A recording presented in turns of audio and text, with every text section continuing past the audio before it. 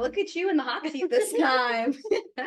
I knew you were going to say that. I had to. This feels a little different. Yeah. I'm excited. Okay. All right. So one of the things we've been noticing about the educational resources that we've been putting out on our website, our videos, all that good stuff, is a big interest generated in private credit.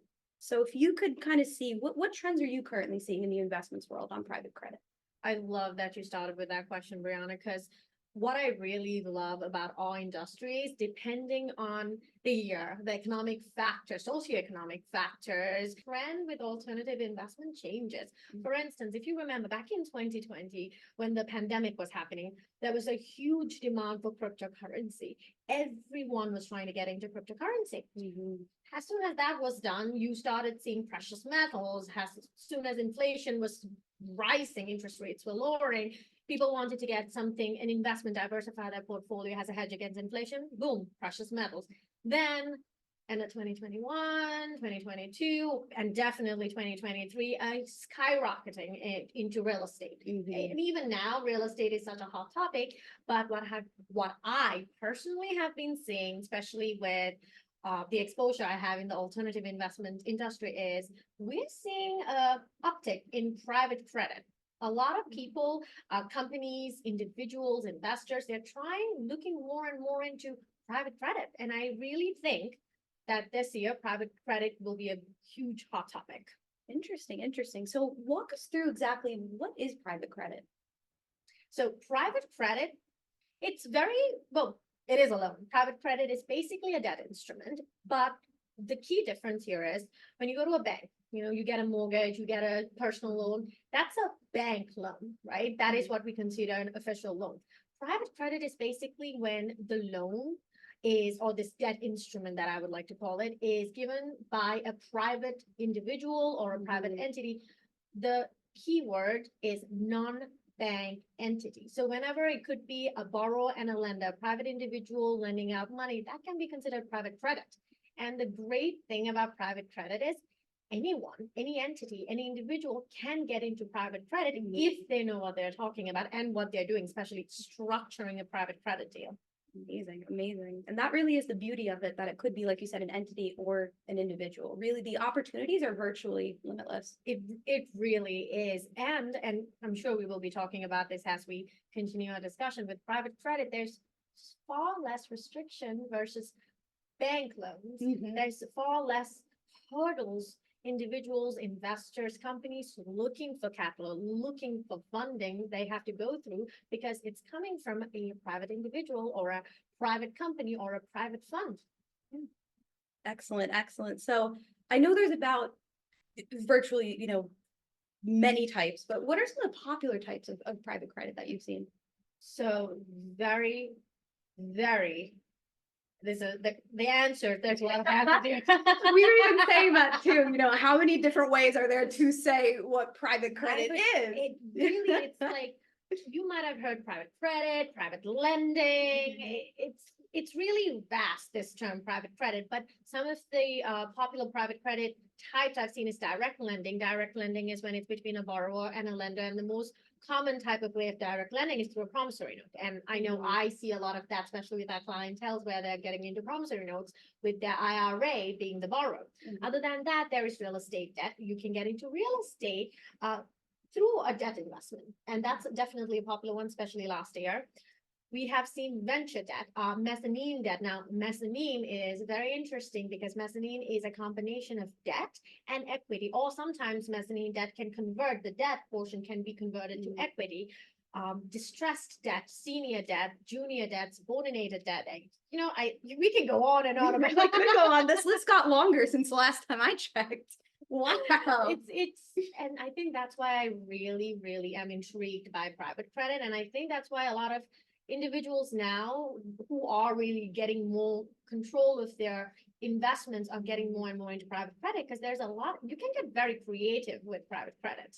Yeah, it sounds like it just from all the options that you're listing off here.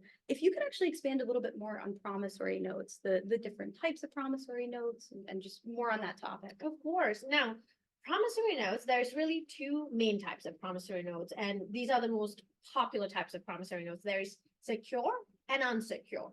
Now, whenever I am training our new hires and the subject of promissory note comes up, I always ask them, what do you think is a promissory note? And when they think about it, they're like, a promise to pay, right, Donna?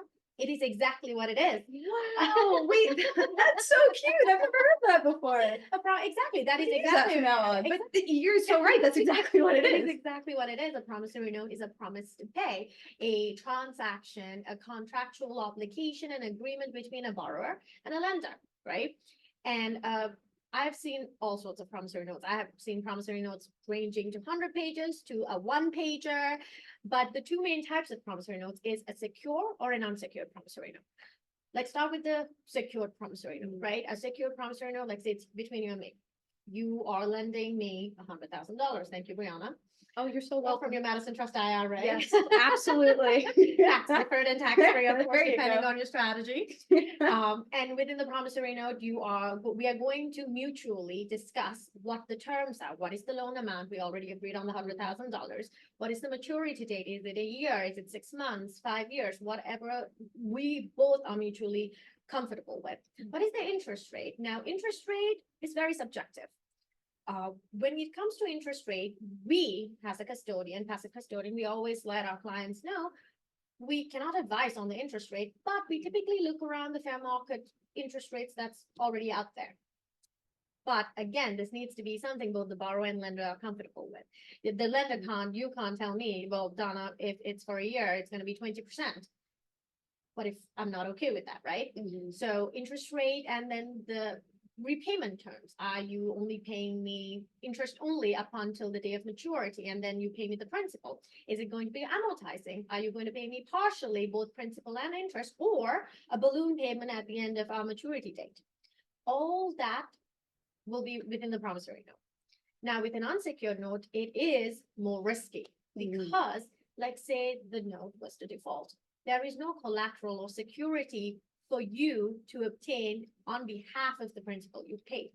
So I do see unsecured promissory notes a lot as well, because unsecured promissory notes are much faster, easier, because of the fact there is no collateral associated with it. Secured promissory notes, on the other hand, the difference really is now there's a security attached to the promissory note. So for this $100,000 promissory note between us, there might be a real estate that you will be attached to. So like say I were to default on this 100,000, either the property will belong to you or the property will be sold and the proceeds from that will pay the promissory note. Gotcha. But security is not just real estate. It could be anything. It could be, I have seen personal guarantees. I have seen assets, inventory. It could be multiple different things. A security agreement for the $100,000, my vehicles, this, that. Yeah, I was gonna ask. It's not just limited to real estate. What's the most interesting thing that you've seen?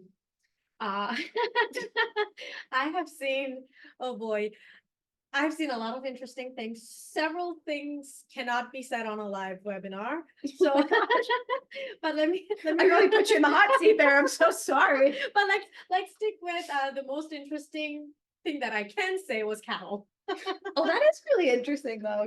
Some cattle, some livestock. Some livestock. Wow. So very interesting. exactly. It's like I said, the private credit promissory notes we can get very, very creative. And I normally have a great time, especially some of our clients are very creative when they are structuring promissory notes. Very, very interesting. And actually, if anybody's looking for more information on promissory notes, we did have a webinar back in January. Yes. I want to say, and I believe you were on it. I was one of the stars of the webinar here that you can check out on our webinar replays page. So what are some advantages of investing in private credit? There are a lot of advantages of investing in private credit. And let's just talk in terms of retirement accounts, because that's what we are the experts in, retirement accounts. One is definitely diversification. Typically, and I think this is a huge common misconception, and I know we have been tirelessly working since last year in spreading education and awareness on the fact that your retirement money can go beyond Wall Street. It can go beyond stocks and bonds. You can diversify into alternative investments, and private credit, promissory notes, loans are one of those. So diversification is a huge advantage of investing into private credit. I know for a fact, especially after our January promissory notes webinar, I had a few individuals reach out to me because they weren't aware that this was something they could do Wow. with their IRA. So that was very fascinating to see. But other than diversification, there is also income generation. Mhm. For instance, when people get into a lot of alternative investments, private equity is one of them, right? But with private equity, it's ownership equity. You are owning you're an owner, shareholder, unit holder, whatever you might call it, of a certain deal. Now, if the deal doesn't go through, you might not get your investments back. Now, if the deal does go through, you're most likely going to get a fantastic return back. Mhm. With promissory notes, especially the secured promissory notes, there is a sense of security. I wouldn't call it risk-free. Nothing in life is risk-free For sure. at all, especially when it comes to investments. Nothing is risk-free, but it's definitely less risky versus other types of alternative investments. Mhm. Other than that, there is also perhaps, depending on how you do the prepayment structure, a steady income flow into your IRA, into your investment account. Also, again, we spoke about trends in the beginning, right? The demand for private credit. I think especially now, last year we had a banking crisis. There's something's always happening. Ain't that the truth? That is life. I know we were just, before this webinar started, we were just talking about 2024 has really hit the ground running. So something is always happening, For but sure. you know, something that is always, we all need money. We always need Yeah, funding. There's that's always a need for capital infusion in the economy. So there's always going to be a demand for private credit. Yeah. You're always going to be able to find a borrower if you're a lender. There's always going to be a company out there that needs to get into deals, but you know, because of all the bank restrictions, tightening of policies, they're not able to get capital. So there is always going to be someone who needs money. So that's a fantastic investment that will never go out of demand or out of style, really. Yeah. No, absolutely. And kind of tying into that a little bit, I want to shift perspectives here to investment sponsors. Now, how can private credit help an investment sponsor? Investment sponsors, my favorite topic. I knew that was coming. I knew that was coming. So for some of our attendees here, I'd like to just define what an investment sponsor is. So an investment sponsor is, I like to think, is a private group or an entity, a corporation, an LLC, just a private group who is looking for capital, who they are having deals, they are trying to get into investments, they're trying to do a lot, but they're looking for capital. They have investors, they're looking for investors. It could be a whole bunch of things. So the investment sponsors I work with primarily are investment sponsors who have investors that would love to utilize their retirement funds to get into the deals these private groups provide. Now, typically in the past year, I've seen real estate investment sponsors, operators, syndicators, companies really getting into real estate. But beyond that, I've also seen a lot of technology. We were just talking about the breweries company. It's really cool. Really cool. Pharmaceuticals. So the industries could vary, but that is the definition of an investment sponsor, somebody who, an entity looking for capital. And how private credit can be utilized by investment sponsors is very, very unique. For an investment sponsor looking for capital, one of the first ways they do that is through private offerings. They'll have a deal, they are giving out units, shares to investors, right? Which dilutes the ownership in that deal. So the more investors that's in that deal, the lower ownership everyone has. Versus what if you have the ability to do a promissory note between you and your investors instead? Now, this is very unique, but also this is what I call a win-win-win situation. So it's a win for the investment sponsor because they are looking for capital. And there is, correct me if I'm wrong, I think the last time I checked, there was 3.8 trillion retirement funding out there in the American economy. Trillion. That's correct. Yes. Trillion. Trillion. Trillion. So the investment sponsor is looking for capital. The investors, trust me, accredited investors, sophisticated investors, there's always some sort of retirement fund, whether it's a 401k, 403b, they just might not know how to utilize that to invest with the investment sponsor through private credit, promissory note, some sort of a debt investment.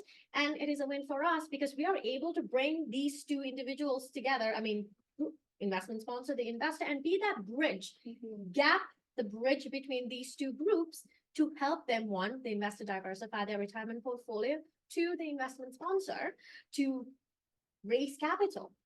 Amazing. So that is what we call win, win, win. That's 3 wins, not just 2 wins, 3 wins. No, that's amazing. Amazing. And Donna, can you walk us through Madison Trust's process? Let's say somebody wanted to invest in private credit with their private credit. Wow. With their self-directed IRA. Try saying that 10 times fast. How would they go about doing so with Madison Trust? So now I am biased about Madison Trust, clearly. However, we like to keep things very, very simple at Super Madison simple. Trust. So you can start, especially if you're an individual who would like to utilize your retirement funding to get into private credit investments, debt investments. Our setup process, you can set up our online application. It's only 10 minutes, open an account, Yep. whether it's a traditional Roth SEP simple account. Once your account is open, you can work with our wonderful operational teams to roll over, transfer funding from another IRA or contribute. And at the same time, work with our investments team on the private credit investment, private credit deal, debt investments you are interested in pursuing, invest. And then finally, instruct us to invest, and that's it. Open fund invest, easy as 1, 2, 3. We love to keep it as simple as 1, 2, 3. Amazing, amazing. Donna, any other thoughts on private credit investing? Anything you'd like to wrap up with? Just in general, well, I'd like to thank all of our clients, investment sponsors for joining us today. I'm sure there are a lot of other questions that might come up after our webinar. Feel free to set up a call with us. We are happy to help. And I personally love taking calls both from investment sponsors as well as our clients. If you have any questions, feel free to reach out to me as well. And thank you.